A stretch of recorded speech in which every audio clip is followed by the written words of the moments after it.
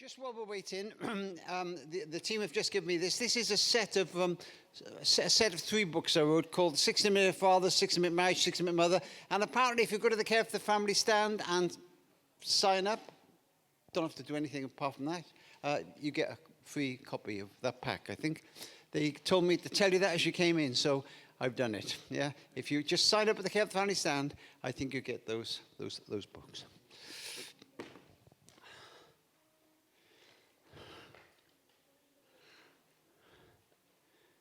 Okay. Martin, should we give it a minute, or do you want me to start?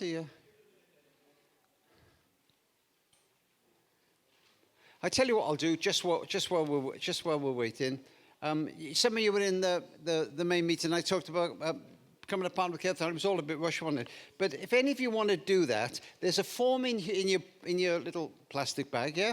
It's the yellow one, and you just do something a month, whatever, a couple of quid or £5, or whatever you want to do. Keep it going for as long or short as you want. Fill it in, and then take it to the stand at the back at the end of this. And this story box, I think is amazing.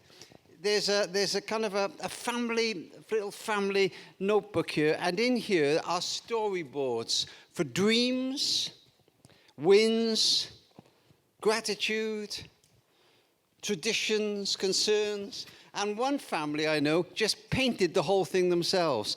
There's a room for bite-sized memories, and there's a link in there to about, I think, 30 or 40 of our videos, free videos. So I think that's a lovely thing.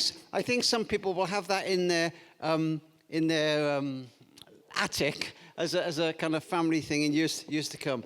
If any of you are already partners, you just fill the purple form in, and then just take it to the back at the end. And also the books. Also the books. Let me just show you those, and then we can, just while people are gathering. There we are. You can probably see that photograph of me now when I was 12. What they didn't teach me in Sunday school. This is an amazing book. The whole issue of kids and screen time and all that kind of thing is massive now, as you know. And Catherine Hill's just written another book, incidentally, called A Mind of Their Own, Building Emotional Well-Being in Kids. And you might like that one. Here's my book, Living Against the Odds, on marriage. And I'm talking about marriage here on Monday. 4 dangers that stalk every marriage. And I'll be talking about a creeping separateness. I'll be talking about the affair. I think you'll find that hour useful. So I'm doing that on Monday, and then here, this is the book that changed my life. This is Professor Lewis Smead's book. He's a kind of American C.S. Lewis, and it went out of print. He died.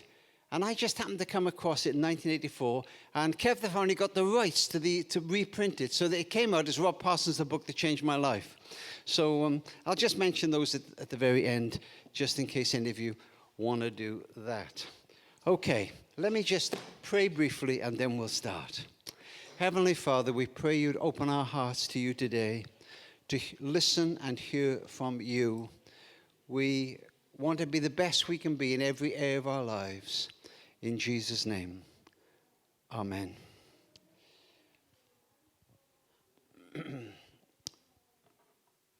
Well, it's lovely to have you all here. Thanks for coming. I think sometimes we don't realize what an unusual experience this is.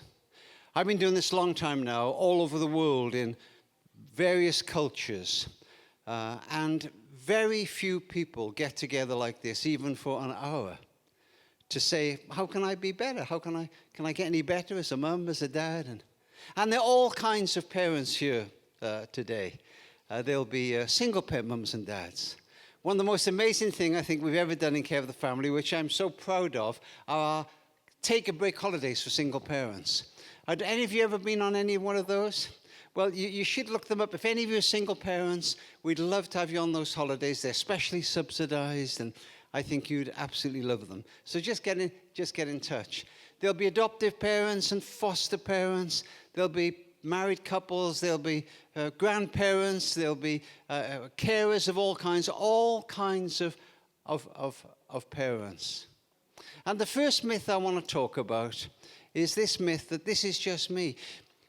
You know, so often I have conversations with people in our parenting seminars, and I'll talk to a mum or a dad, particularly a mum actually, who will say, you know, I think I'm the worst mum on the face of the earth, worst dad on the face of the earth. And I'm going through this or this. And they'll talk to me about often a teenager going through a really tough time. And it's very, very easy to think, this is just us. And somewhere in this room, and as far as I know none of you, so I can't really offend you, but somewhere here is a mum, and at the moment you think you're the worst mum on the face of the earth, but you're not. You might have a testing child, and we'll talk about the testing child over this next 2 days, but actually you're doing a wonderful job. And it's not just you. Same for you dads. All kinds of people, all trying to get through as best we can and do what we can. And all kinds of children. Somewhere here are a couple, and you have 3 perfect children. They just are. They save their pocket money for Shakespeare study guides. They complain that church services aren't long enough. And when you get home from work, they'll say to you, Mum, I've hoovered around a little and just done a little meal. It's basic, but I know you've had a busy day. Or they're a teenager of 14 or 15. They say, would you mind if I sat down and shared my heart with you? They're just 3 perfect kids. Now, I have 3 tips for you, if I may, if you're the parent of 3 perfect kids. Number 1, don't knock it, you're blessed. Enjoy it. Secondly, keep it to yourself. We don't really want to know. Stop sending us those Christmas letters that tell us how fantastic life is. But thirdly, with every fiber in my body, let me urge you not to even think about having a 4th. Because you probably think you're a fantastic parent, and you probably are.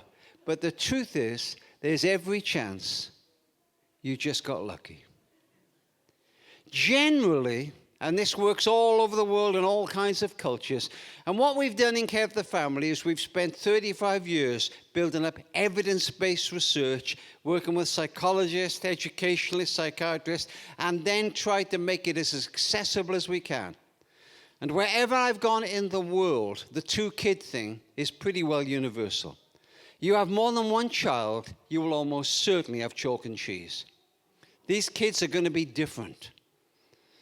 That's particularly galling if the first one is compliant, because that's what lures you into having the second one. You just think you're a brilliant parent. Our first Katie was very compliant. First thing Katie did when she came into our life was apologize to the midwife for being slightly late. Katie did used to save her pocket money for study guides. And so for about 3 or 4 years, we thought we were the most brilliant parents on the face of the earth. We began giving other people negative, critical advice where they go in wrong. But actually, it's not a good idea. Because you know what happens if you do that? You make heaven cross. And I'll tell you what happens when you make heaven cross. There's a little committee up there. And they decide what kind of kid they're going to send you next time. And when they see a parent with an arrogant child, they say, have we got any of those others left? Lloyd came into the world smoking a cigar. That little kid woke up every day of his young life with the same prayer on those tiny lips. Dear God, help me drive my mother crazy today. And every day, God answered his prayer. And you might have a testing one. You probably have. And they're hard. And you think, well, where did we go wrong? We did exactly the same with this one. Do you know the fascinating thing about Jesus? Single man, no kids of his own, but he understood this 2-kid thing. Think of the parables he told.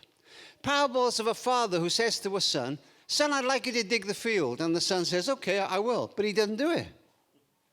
And another one says, no way. But the father looks out later on, and there's the kid digging the field. That's the 2-kid thing. Or the parable of the prodigal son. Goody two-shoes one, and then a hellraiser. Those two children, so different. All kinds of children and all kinds of parents. And you know, I don't think there ever was a golden age of the family. I don't subscribe to that view. But I'll tell you something. I think it's harder to be a child today. It's just harder. And I'll tell you why I say that. Everything changed with the smartphone. Everything changed. Our kids are really the first generation. Some of you younger people will have been there too. The first generation of which it can truly be said, it's true of all of us in this auditorium now, there's nowhere to hide. No other human beings who have ever lived have faced that. There's nowhere you can go where people can't reach you. And that makes life harder. And you know, when I was bullied in school, and I was a little bit, I could go home. I'd go home to my mother. Modern child can't go home. The bully will follow them down the street, onto the bus in their smartphone. The bully will follow them under their duvet at night. The bully will reach them if they leave their phone on at 1 or 2 o'clock in the morning. None of us have had to face that. How would you and I fare if when you turned your phone on every time, it told you how many people like you? Or they've got a photograph of you with big donkey's ears on. Or somebody comments on the size of your tummy or the fact that you've got pimples or your bottom's a bit large or smaller. It's harder. And a modern generation of children are not doing too well. And that's why I promised about 6 years ago that in Care for the Family, we would dedicate resources over the next decade to the whole issue of emotional well-being, particularly in families and children. And we have. Catherine Hill's book's just been part of that. We're on tour now in the autumn with A Mind of Their Own. And because it's harder to be a child, it's harder to be a parent. The challenges are greater. And so it's not hard to feel that it's tough. And you know something? When it comes to their own children, there are no experts. I think I've written 30 books on this stuff, but there are no experts. Not the people who write the books or appear on television or go on the radio. Just people trying to get their own kids through as best they can. Nobody knows your child like you, and nobody loves them like you.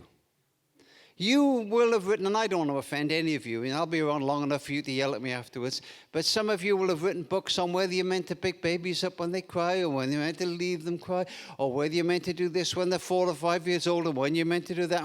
And you know, the honest truth is, some things work with this, and they work with that, and nobody knows your child like you, and nobody loves them like you. So listen to what I say, see if any of it works, and if not, try something else. But I would urge you to go away with one thing. Listen, even if this hour is the worst hour you're going to spend in your life, and we've already got much less than that left, even by accident, I'll probably say something half helpful. Take one thing away that will make a difference. Parenting is a long-haul business. And you know, every phase is consuming. You know, we're trying to get them to sleep through the night. And then we're getting them potty trained. And then we're trying to get them to walk. And then it's first day of school. And then it's first day of secondary school. And then some teacher's nasty to them. And we wonder whether you should go up to school or not go up to school. And then we do go up to school and it doesn't go well. And then another teacher's nasty to them. And then their best friend says, I don't want you to be my best friend anymore. And then somebody breaks their heart. And now they get a job. And every phase is all consuming. And you know the really bad news is? The older they get, the harder it is. And I'm telling you that's true. I don't care how old you are and how old your kids are. And I'll tell you why it's harder. Because you love as much, but you don't have control. You don't have control. A woman came up to me in a seminar not long ago, and she was in tears. And I said, what's wrong? She said, it's my 4-year-old. You know, she's not sleeping through the night, and she's doing this and doing that. And I say, look, I sympathize. Honestly, I do. But trust me, at least you know where she is. It doesn't come close to when she's 14 and she's meant to be in at 10 o'clock. And at 11 o'clock, you open that bedroom door and the bed is still unmade. That's hard. Do you know, when I was in the law practice, a woman came in to see me. She was I think she was 94 years old. And she said to me, "I can rest in peace now, Mr. Parsons." I said, "Why is that, my dear?" She said, "I've just got my youngest son into an old people's home." He was early 70s and a bit shaky. She wasn't in one. She's 90 odd, for goodness sake. And she's tying up the last few ends as a mother. I just come off the phone now to my son, Lloyd. He's 44, I think, and we got 5 grandkids and there's Katie. And then you start worrying about the grandkids. To be honest with you, though, grandkids are great. If I'd known grandkids were so much fun, I'd have had them first. Do you know why grandparents and grandchildren get along so well? They've got a common enemy. And that's nice, isn't it? So look, my first myth is this. It's not just you. It's not just you. But let's show you that first video of things that kids worry about. Let's take a little look at things that kids worry about.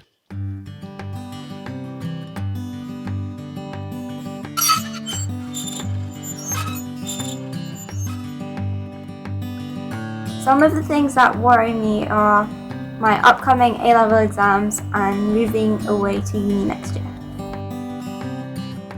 I worry that my Lego will get smashed when someone's walking in my room. I worry about not being the best version of myself, things not being perfect, whether people like me, whether I like me. One thing I worry about is like my future aspirations, what I'm going to do when I'm older, and what I'm going to do with my life, to be honest. One thing I worry about is school, like my maths homework. Like Voldemort, I worry about people who slay as me, will make me slay as them, Grandpa and... What worries me is like the future and not being in control. I'm worried about my pets dying, Tim and Oriole. They're only little dwarf hamsters, so they don't last that long, and they're my first pets. Having nothing to do. I worry about my scary dreams. I worry about when I jump, Daddy won't catch me.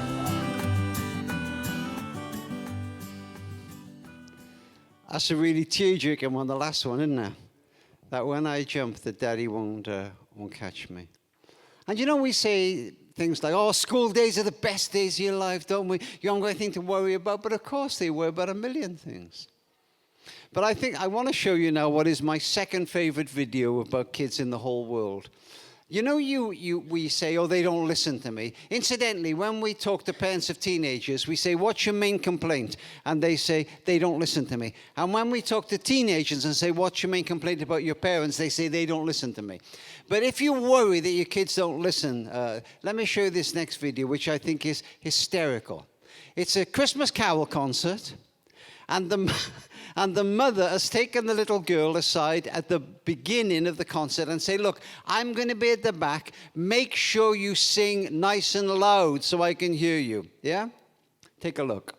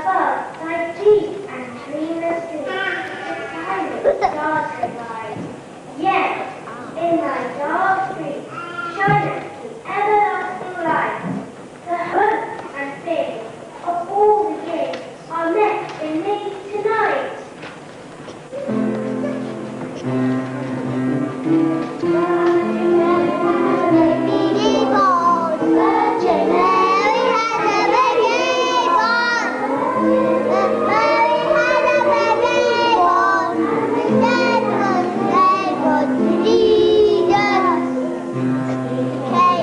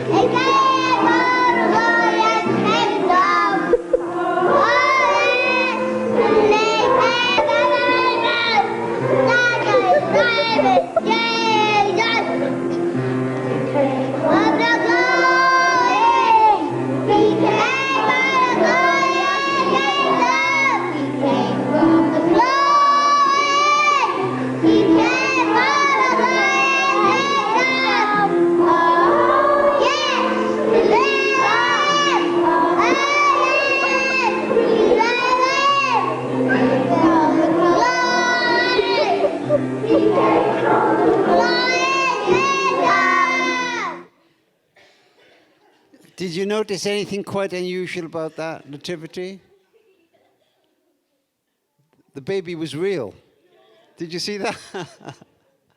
Okay, let me tell you my second myth, and it's this. That we should be our kids' best friends. I was having dinner with my friend of mine, who's professor of psychology at Oxford, some time ago. And he said, you know what, Rob, the problem is many parents don't love their kids enough. I said, whatever do you mean? He said, they want to be their best friends. He said, it's not a good idea. And I've thought a lot about that. You know, the truth is, our kids have got lots of best friends. And those best friends try to please them as much as they can. But parents can't always be their best friends. Parents sometimes have to take knocks in the popularity stakes. Parents have to say no sometimes. Parents have to enforce the boundaries. I'm going to skip the next video, if that's okay. Parents have to enforce the boundaries. Do you know, some time ago, I put in the story in my book, The 60-Minute Father. This father brings home this little kitten for his family. They desperately wanted a kitten. But before he took this kitten out of the box, he gave the house rules with regard to this little cat. He said, now you may stroke it, and you may tickle its tummy, and in order you may feed it. And then his voice got very, very somber. And he said, but on no account must you ever pull this little cat's tail. 3 little children nodded their heads in perfect agreement. And rather foolishly, I thought, the father took the poor animal out of the box and laid on the floor. Whereupon little Tommy, aged 3, with 5 strides of those chubby little legs, came forward and yanked that animal's tail as hard as he could. The poor animal's eyes nearly left its head. What was that little boy saying? He was saying, Dad, you have set a boundary for me.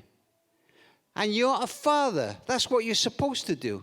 But I'm a kid, and I'm meant to test those boundaries. Now, we need to know how much it matters. Because right now, it's this little boundary here, but later on, policemen will draw lines for me. And teachers will draw lines for me. And bosses will draw lines for me. And it's about, so often, boundaries.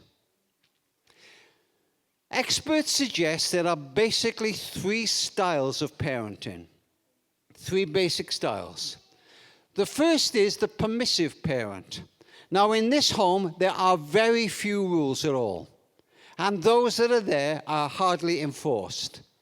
Typical comments in a home like this would be, oh, well, darling, you hit your friend over the head with a cricket bat. You're probably just trying to express yourself.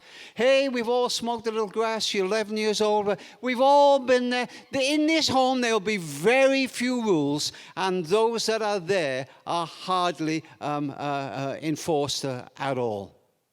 The permissive home. I was talking to a kid of 15 on the streets of London, homeless, some time ago. And this girl looked up, and this is what she said.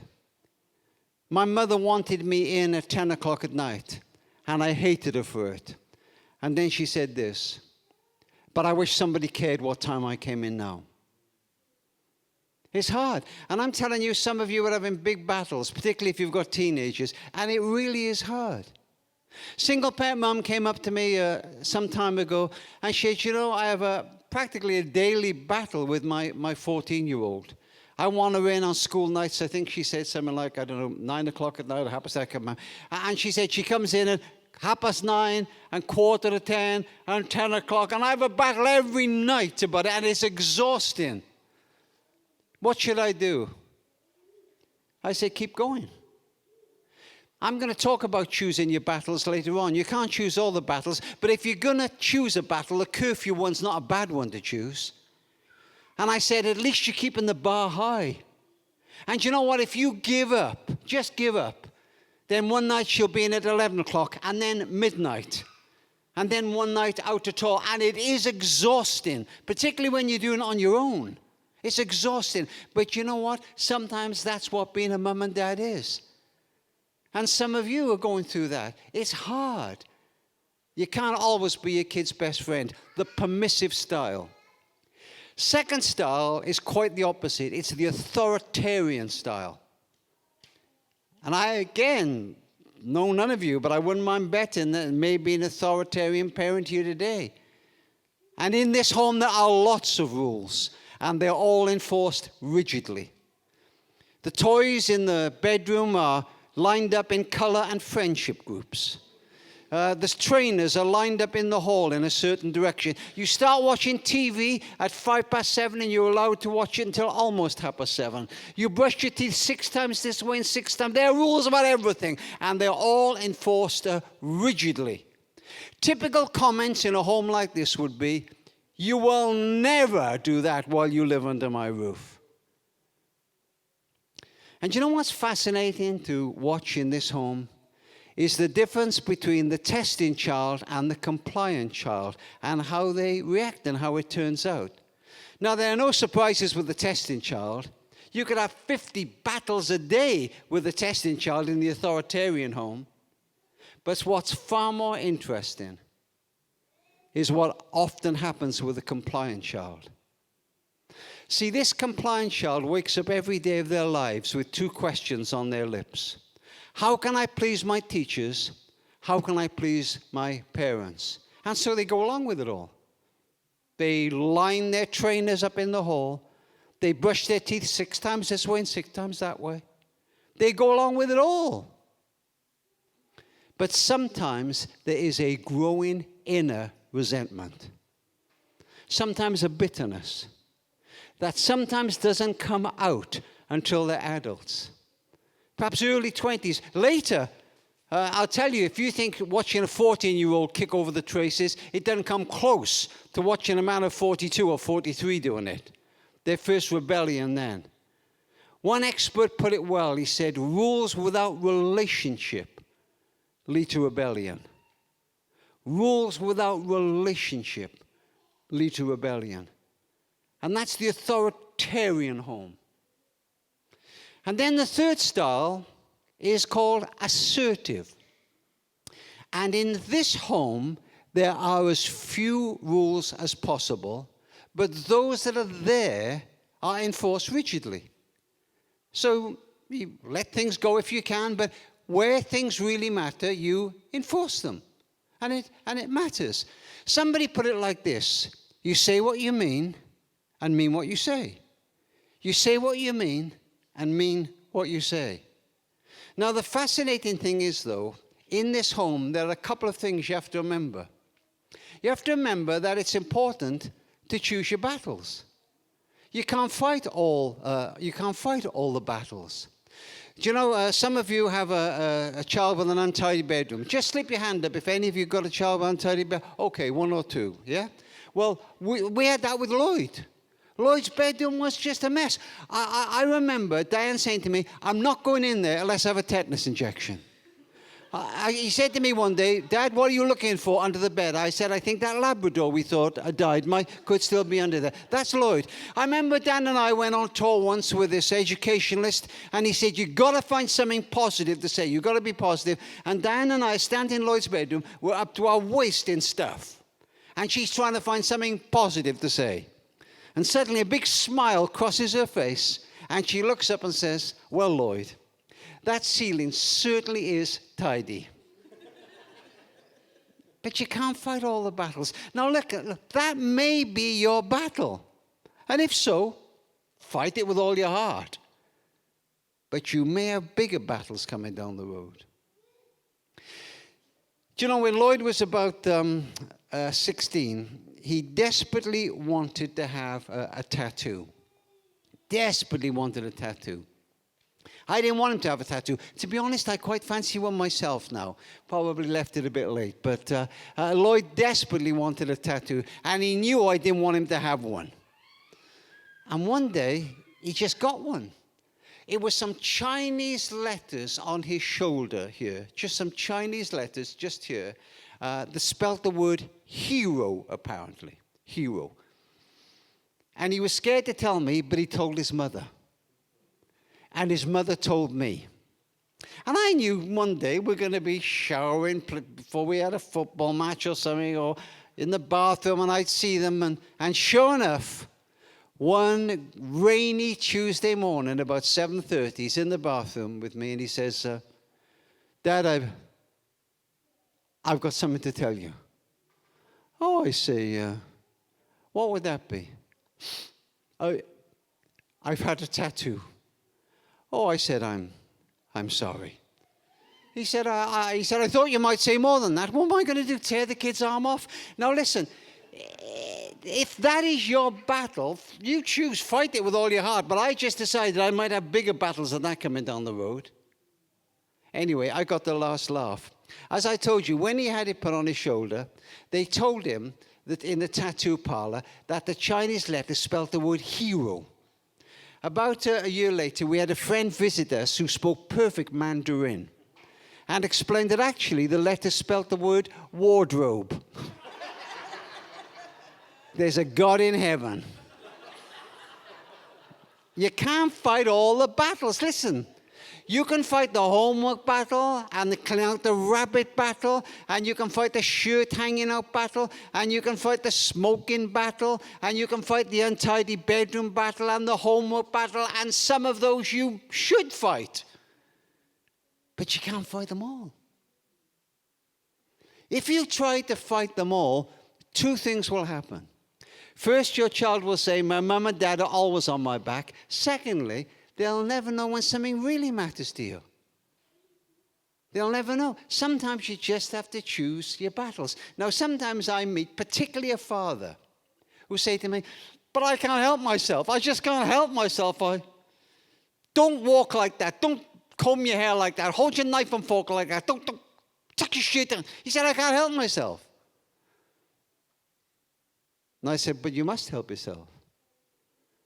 Because if you do, that child will come to believe you're always on his back. And you know, sometimes, particularly with teenagers, it's as if our teenagers on a high wire, and they're trying to get through to adulthood, and you know, they're like on a circus thing, and they're on the high wire, and they're doing pretty well. But his mother and father underneath shouting, tuck your shirt in, do this, do that, and you can't fight all the battles. And then say what you mean and mean what you say. Say what you mean and mean what you say. Don't threaten things you're not going to carry through on. I heard a mother the other day say to her teenager, if you do that, I'll ground you for a month. Who's that a punishment for? What are you going to do with this kid for a month? Catherine Hill and I were running a seminar together about 5 years ago, and Catherine said, say what you mean and mean what you say. And a woman put her hand up later on. We had an hour's question time, and she said, my daughter's always on her mobile phone.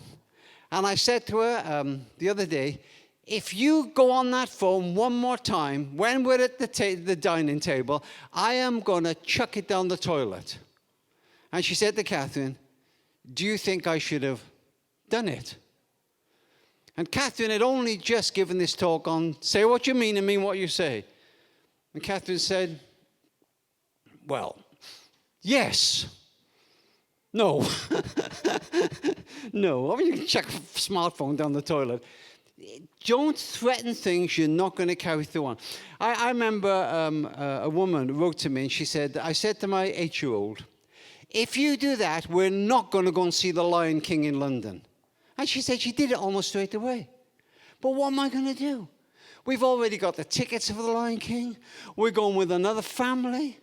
The bus is booked. Everything's booked. And as we're going into the theater, and she's got a big bag of popcorn in her hand, big enough to sink the Titanic, I think that wasn't the greatest threat. So say what you mean and mean what you say. But I'll tell you, if you do that consistently, it can be effective. Now look. Some of you have children with additional needs. And it's not so easy. People say, oh, you should be more like this, you should be more like that, you should be softer. And it's not so easy. So I'm not suggesting that this is just a breeze, but I'm suggesting that the basic principles are sound. You've got to adjust them for your own children, but the basic principles are sound.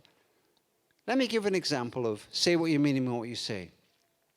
Claire is about 15 minutes late picking Tommy up from a birthday party. So by the time she gets there, Tommy's in one of his bad moods. He stamps his foot. He shakes his head. He refuses to thank Jack's mum for a lovely birthday party. And as he's going down the drive towards the car, he empties his goodie bag all over the front lawn. As they're getting into the car and she's trying to get his seatbelt on, he kicks her and then he whacks her in the face and cracks her glasses. And as she's driving away, he is kicking the back of the seat so hard, she practically goes to the window. Now, Claire is normally a permissive style of mum. And typically, by now, Claire would be crying a bit and speaking a bit like this. Oh, Tommy, don't do that, darling. When you push Mummy's back like that with your feet, you might break her spine, and then Mummy won't be able to drive you home. Darling, don't do that. But unfortunately for little Tommy, Claire's just been to a parenting evening where some old boy has talked about the power of say what you mean and mean what you say. So she hears herself say, Tommy, you kick me one more time and you won't be watching your program tonight at 5 o'clock. He kicks her so hard, she nearly goes to the windscreen. But she didn't cry, and that confuses him a bit. In fact, as they're going along, she doesn't say anything. And when they get to the house, because he's confused, he's a bit more subdued than normal. And she just gets the tea ready, and and finally he says, Mummy, it's 5 to 5. Put the television on. It's time for my program. Oh, no, darling. No, we're not having your program on tonight. I told you back there, you kick me one more time, you won't be watching your program. But I always watch my program. I know. But we're not watching it tonight. He goes crazy. He's screaming, he's yelling, he's climbing the walls. But Claire just carries on making the tea. And then he tries another tack. He says, Mummy, I'm sorry. Oh, Tommy, it's good to say you're sorry. Come here, let me hug you. It's good to say you're sorry. Mummy, yes? Now I've said I'm sorry. Can we have my program on? Oh, no, darling. No, I told you. Do you remember? If you kick me one more time, he goes crazy again. He throws the cat through the window. And Claire gets him into bed at night. And she's exhausted, and he's exhausted. And it's true, as he falls off to sleep, that she looks at him and thinks, that was hard. And it was hard. And it's also true that this may get worse before it gets better. But I'll tell you this. For the first time in her life, Claire feels a measure of control. And for the first time in his little life, he's learned a terrible lesson. If you want to watch the program at 5 o'clock, don't kick your mother through the windscreen at 10 to 3. If possible, I'm not saying it's easy. If possible, say what you mean what you say. Lloyd was our testing one. And I'm going to talk about the testing child, particularly tomorrow. If you've got time to come to the seminar tomorrow, I'm honestly going to share with you some parenting lessons I wish I'd learned earlier. If only, I wish I'd learned it earlier. I'm going to share those, and I'm going to talk about handling that testing child. He was our testing one. And you know, one thing I really did enforce was the curfew thing. And I remember saying to him one night, he said to me, Dad, can I stay out a little later? And I said, yeah, you can. And I think it was 9 o'clock. He was quite young. He was stay out till 9 o'clock. And he came back at 9:05. And I went crazy. In fact, I went crazier than I felt. It was mostly acting. And he said, Dad, what's the big deal? You're 5 o'clock. 5 minutes. I said, I told you 9 o'clock, and I meant 9 o'clock. And so the next time he did it, he was in on time and in on time. And then as he got a little old, he said to me, Dad, could I come in at 10 o'clock tonight? No. Why? Well, because I can trust you. Come in at 10:15. And you know, that kid drove us crazy in many, many ways. But on the curfew, pretty well he was on the button. I would say almost every time, apart from that first. Just very few battles. Because do you know what? You could have had 50 battles a day with that kid.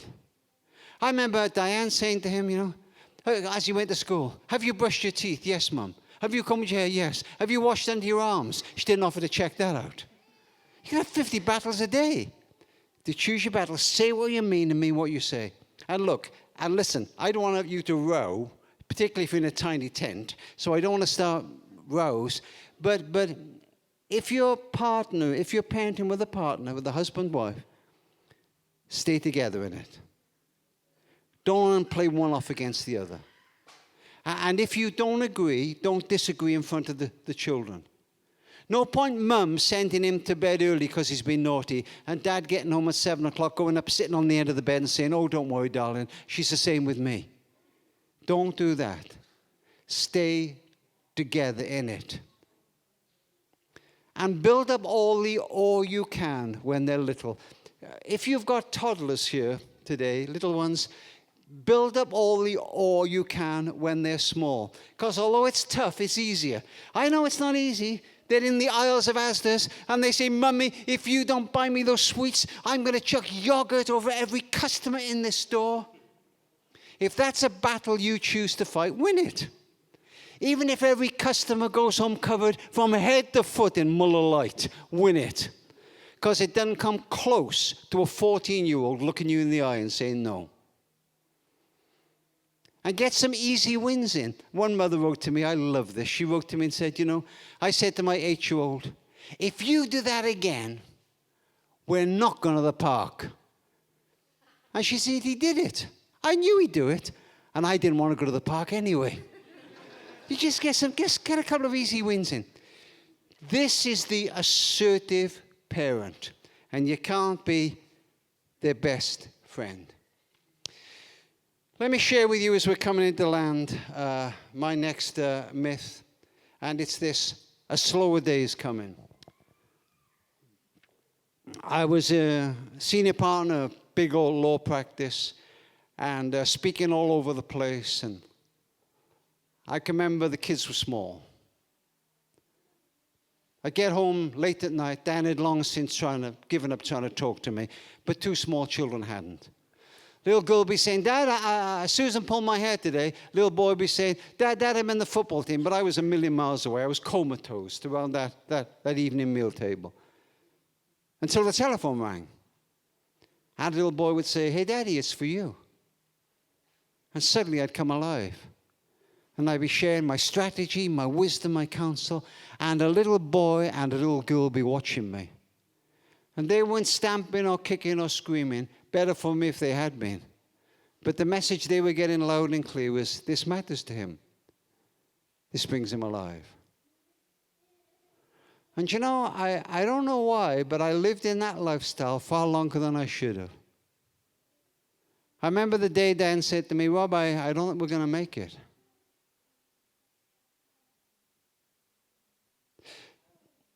Three things kept me in that lifestyle longer than they should have.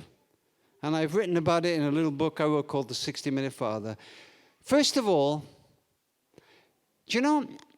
I think I wanted them to have more than I had. I was brought up in quite a poor home. We didn't have an inside toilet. We didn't have running hot water. We didn't have a bathroom. We didn't even have toilet paper. Don't even ask.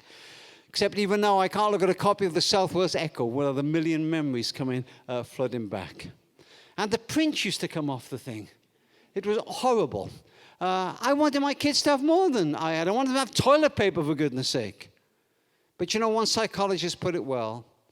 He said, sometimes we're so busy giving our kids what we didn't have, we don't have time to give them what we did have.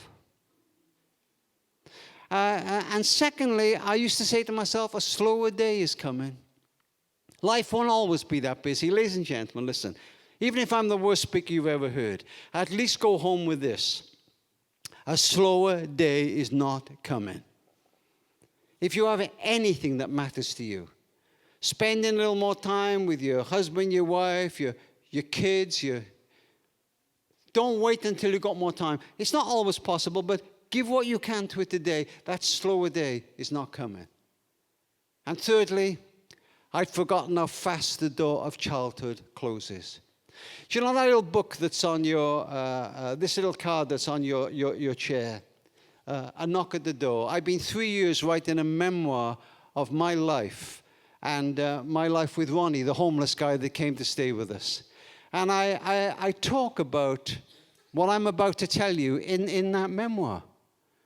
I remember it, I'd be reading Katie a bedtime story. She'd be about 4 years old. And the phone would ring downstairs. We only had a phone downstairs then. And she'd say, Daddy, please don't take it. Katie, I'll be back in a moment. And I'd take those stairs 2 at a time, and I'd make that phone call, then the phone would ring again, and then suddenly I'd remember I'd not finished the bedtime story. I'd left the princess stranded in a castle somewhere, and I'd rush back upstairs. And the light would still be on. And the book would be by her head on the page where I'd left it on the pillow. But little eyes had fought to stay awake as long as they could. And guys, do you know what I don't understand about that? I've had an interest in life. As I told you, I've written quite a lot of books. I've been involved in murder trials. I've lectured all over the world to more blue chip companies you can shake a stick at, and occasion governments. And all those things have involved me having thousands of business calls, and all of them have been described, almost all of them, as urgent. This is urgent. Ring it back by 3 o'clock. Don't forget this one. They're all urgent. Do you know something? I can't remember one. Not one that couldn't have waited 10 minutes while I finished a bedtime story. But at the time, it seemed so very important, and to be honest, I can't quite remember why. Time. You can't always give them all the time you want. I remember after I wrote the book, The 60-Minute Father, a lorry driver, a long-distance lorry driver wrote to me. And he said, you know what, Rob? If I want to put bread on the table, I have to be driving that lorry up those motorways pretty well 6 days a week. But he said, I let my kids know in 100 ways I'd rather be with them. I phone them. I send them little notes. And when I am with them, I let nothing rob me of that. Do you know the greatest problem for many kids? It's not that their mum and dad these days aren't around. It's that they're not present. I watched a little girl come out of school the other day. She ran with a painting for her mother. Her mother was on a mobile phone. And the little girl tugged her, but the mother wouldn't knock off this mobile phone. Now listen, that may be an urgent call, but I'm telling you, if she was watching cats doing tricks on stairs, she'll regret that in 10 years. To actually be present. To actually be present. My child arrived the other day. He came to the world in the usual way. But there were planes to catch and bills to pay. He learned to walk when I was away. And as he grew, he said, I'm going to be like you, Dad. I'm going to be like you. And the cat's in the cradle and the silver spoon, little boy blue and the man in the moon. When you're coming home, Dad, I don't know when. But we'll get together then, son. We'll have a good time then. My boy turned 10 the other day. He said, thanks for the ball, Dad. Come on, let's play. Would you teach me to throw? I walked away and his smile never dimmed. It said, I'm going to be like him. I'm going to be like him. He came home from college the other day, so much like a man. I just had to say, son, I'm proud of you. Would you sit for a while? He shook his head and said with a smile, what I'd really like, Dad, is to borrow the car keys. Could I have them, please? When you're coming home, son. I don't know when, but we'll get together then, Dad. We'll have a good time then. And I've long since retired and my son's moved away. I called him up the other day. I said, I'd love to see you, son, if you don't mind. He said, I'd love to, Dad, if I could find the time. But the new job's a hassle and the kids got the flu. But it's been nice talking to you, Dad. It's been lovely talking to you. And as I hung up the phone, it occurred to me, he'd grown up just like me. My boy was just like me. And the cat's in the cradle and the silver spoon. Little boy blue and the man in the moon.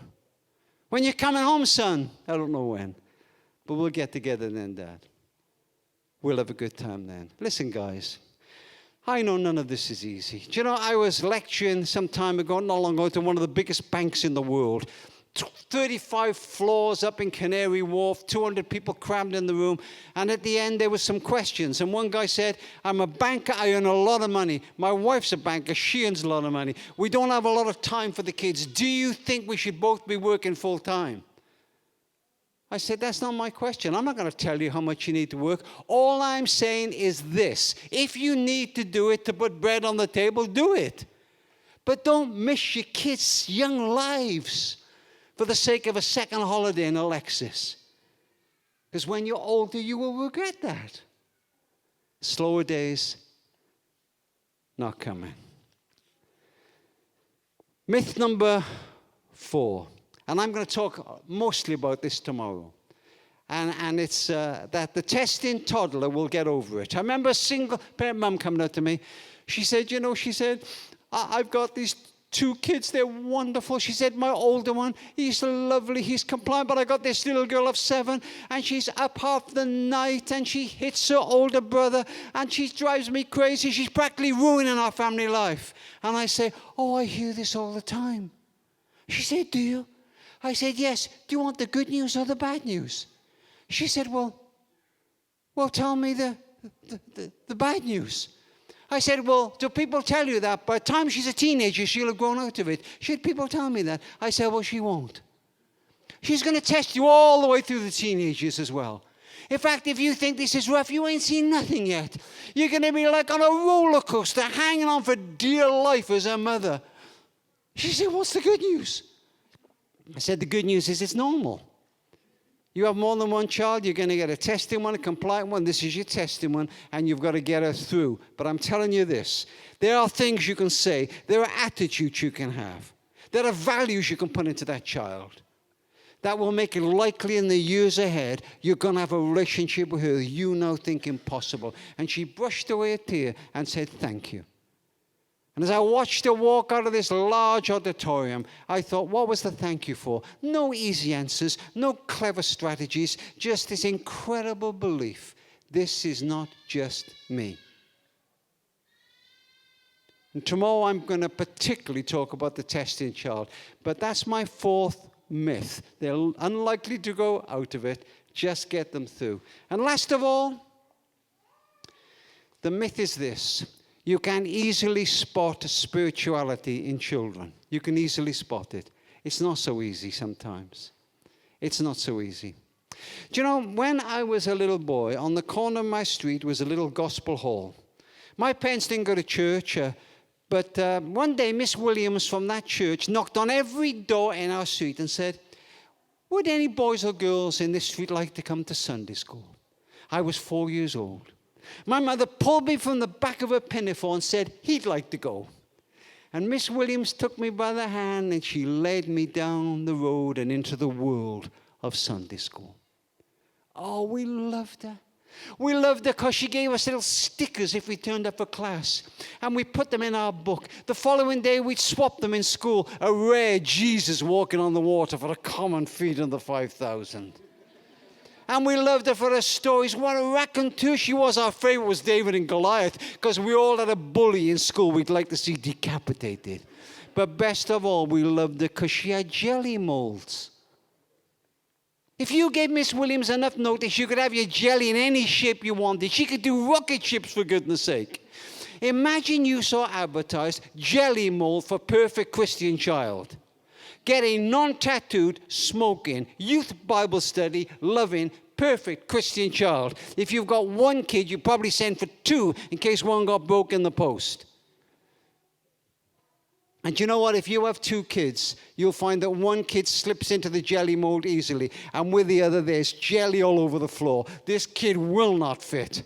And you pray all your life, make my child fit the jelly mold of the perfect Christian child. And when you die, you still haven't seen that prayer answered. And you get to heaven, you say, God, why did you never answer my prayer? And he takes you by the hand into a warehouse. And it's 100 miles long and 100 miles wide and 100 miles high. And it's full of jelly molds. And he says, what do you notice? And you say, well, they're all different. I made every one of them unique. But look again what you see. Well, in some ways, they're all the same. I molded every one on Jesus. The idea all along was that they should be like him, not like you. And you know the fascinating thing? You can have kids who can't sit still in church and don't like the youth group very much, but they got wonderful hearts. They care. They go, and sometimes you've got to see that in a child and thank them for it. Not have a go at them because they just miss this or miss that. You know what, Jack? When you went to visit your friend in the hospital, I was proud of you. When you spent some money to buy that copy of Big Issue, Jesus was proud of you. Sometimes you got to catch him doing something right. Don't confuse spirituality with personality. My daughter Katie was compliant. As the preacher was speaking, she was 14 years old. She'd be taking notes. My friend used to say, "Isn't your daughter spiritual?" But Katie would have taken notes if a bus went by. Lloyd couldn't sit still in church, and that's his personality. Don't confuse personality with spirituality. Some myths of parenthood. Tomorrow I am going to share with you deep lessons of which I learned earlier. On Monday I'll share with you dangers that stalk every marriage. If you're even thinking about getting married, come.